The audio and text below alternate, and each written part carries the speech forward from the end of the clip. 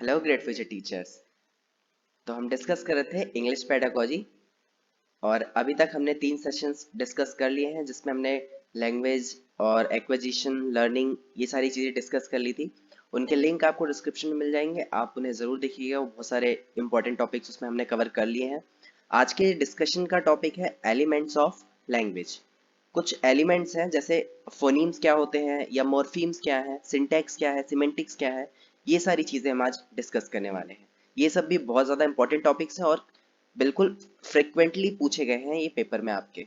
ठीक है, तो सबसे पहले हम शुरुआत करते हैं फोनीम से कि फोनीम्स क्या है। फोनीम क्या है? Phoneme is the smallest unit of sound. Sound की सबसे छोटी इकाई जो है उसको हम कहते हैं फोनीम। ठीक है, मतलब आप कह सकते हैं कि स्मॉलेस्ट यूनिट है साउंड की ये। जैसे अगर कोई एक लेटर लेते हैं, हम एक वर्ड लेते हैं एग्जाम्पल के लिए, जैसे सैट ले लिया हमने, सैट या फिर बैट, ये जो दो वर्ड्स हैं इसमें सैट एक साउंड जो प्रोड्यूस हो रही है, सैट, सैट, तो वहां पर स और ए और ट, तीन साउंड्स वहां पर मिल रहे हैं।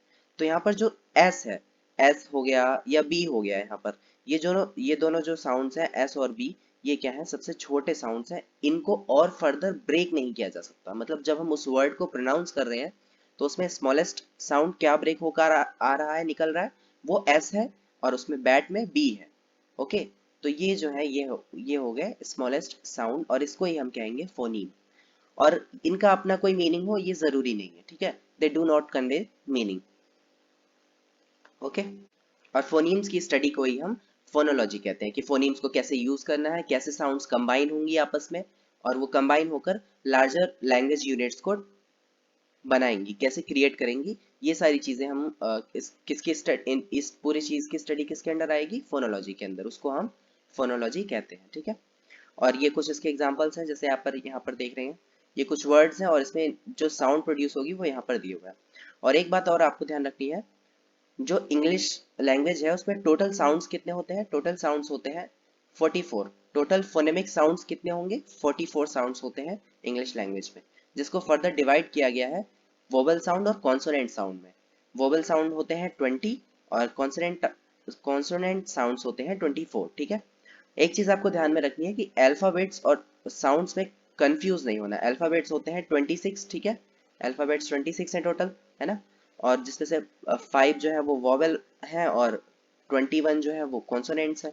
तो 5 वॉवेल्स के 20 साउंड्स है और 21 कॉन्सोनेंट्स के 24 साउंड्स है। ठीक है, ये चीज आपको ध्यान में रखनी है।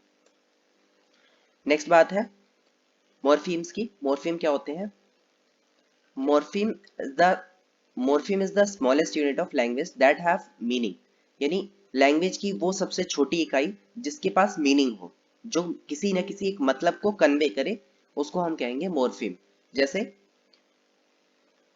कार हो गया, कार एक वर्ड है, वर्ड के साथ साथ ही एक मॉर्फीम भी है क्योंकि इसके पास एक अपना मीनिंग है, ये एक मीनिंग को कन्वे करता है। ठीक है, टॉल, टॉल जो है वो भी एक वर्ड है और साथ के साथ एक मॉर्फीम है क्योंकि ये एक मीनिंग कन्वे करता है। ठीक है, और मॉर्फीम्स के स्टडी को, उनके यूज को ही हम मॉर्फोलॉजी के अंडर पढ़ते हैं। ठीक है, मॉर्फोलॉजी क्या है, मॉर्फीम्स को कैसे यूज करना है और उससे कैसे और लार्जर लैंग्वेज यूनिट्स बनाई जाएंगी, या मतलब कैसे सेंटेंस बनेगा, वो सारी चीजें हम मॉर्फोलॉजी के अंदर स्टडी करते हैं, उसको कहते हैं मॉर्फोलॉजी। और एक बात और आपको ध्यान में रखनी है कि जैसे एक वर्ड हो गया यहाँ पर कार, टीच, टॉल, ये सारे जो वर्ड्स थे ये मॉर्फीम है, ये मैंने बता दिया आपको। अगर इसके साथ कोई प्रीफिक्स या सफिक्स लगता है, कार में जैसे अगर मैंने एस लगा दिया और ये बन गया कार्स, तो यहाँ पर इसका मीनिंग चेंज हो गया। यानी ऐसे वर्ड्स जो किसी एक इंडिविजुअल वर्ड का मीनिंग चेंज कर दे, उसके मीनिंग पर भी इफेक्ट डाले, तो वो भी हम मॉर्फीम के अंडर ही उसको मानते हैं, वो भी मॉर्फीम कहलाएगा। जैसे यहाँ पर कार था और यहाँ पर कार्स, तो यहाँ पर जो एस आया, जो एस हमने इस पे अटैच किया लास्ट में सफिक्स, वो भी मॉर्फीम कहलाएगा क्योंकि वो जो है वो मीनिंग को उसके प्रभावित कर रहा है, इसलिए वो मॉर्फीम कहलाएगा। यानी लैंग्वेज की वो सबसे छोटी इकाई जो मीनिंग खुद रखती हो या मीनिंग को प्रभावित करती हो।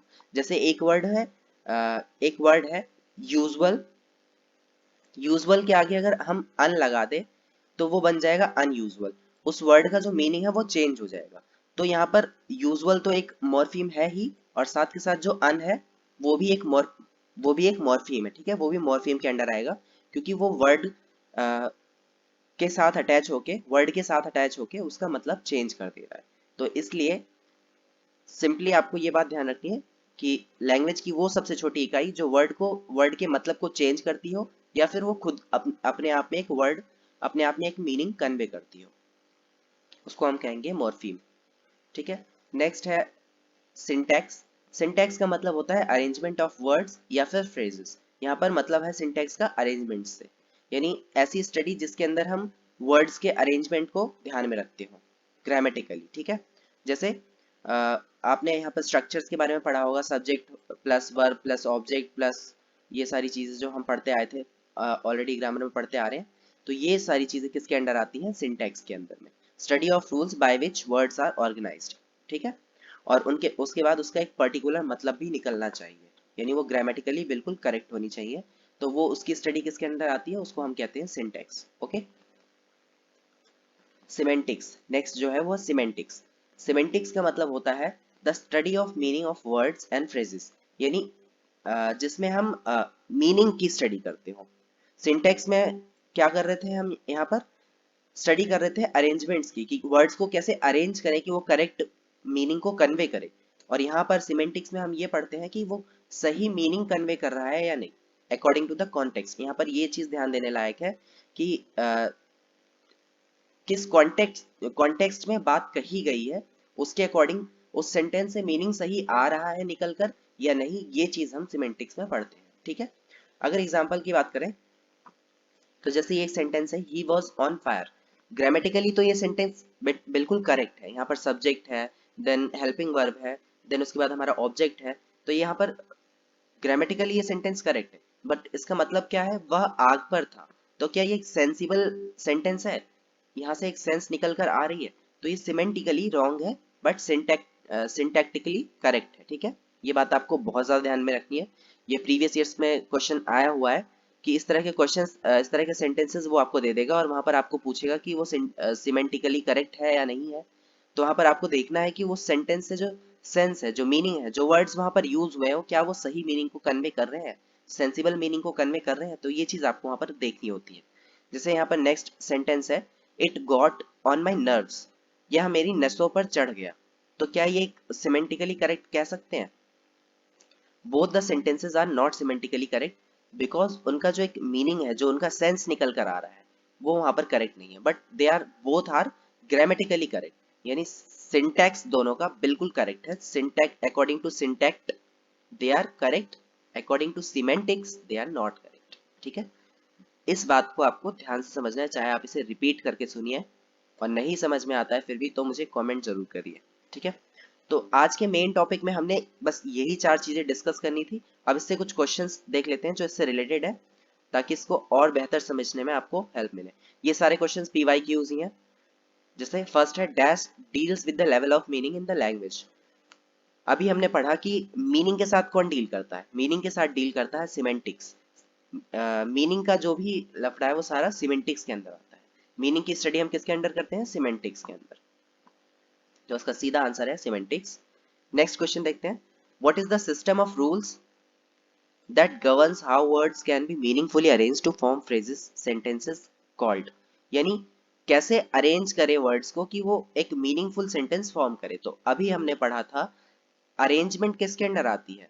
अरेंजमेंट आती है सिंटैक्स के अंदर। Study of arrangement of words और फ्रेजेस आएगा सिंटैक्स के अंदर, ठीक है। तो इसका आंसर हो गया सिंटैक्स। नेक्स्ट क्वेश्चन है, अ फोनीम इज, फोनीम क्या है? A vowel sound, a single unit of sound, a single unit of word, या फिर डिफ्थोंग। तो इसका अभी हमने ये भी हमने अभी अभी पढ़ा है, अ single unit of sound is called phoneme, and a single unit of meaning, single unit of meaning क्या है? मॉर्फीम, ठीक है। ये दोनों चीजें आपको ध्यान में रखनी है। तो आज के सेशन में बस हम इतनी ही बात करेंगे। नेक्स्ट सेशन होगी लैंग्वेज स्किल्स के ऊपर, उसे भी आप जरूर देखिएगा। उसका लिंक आपको डिस्क्रिप्शन में भी मिल जाएगा, और पूरी प्लेलिस्ट है इंग्लिश पेडागोजी की, आप वहां पे भी जाकर उसको सर्च कर सकते हैं मेरे चैनल पे, ठीक है।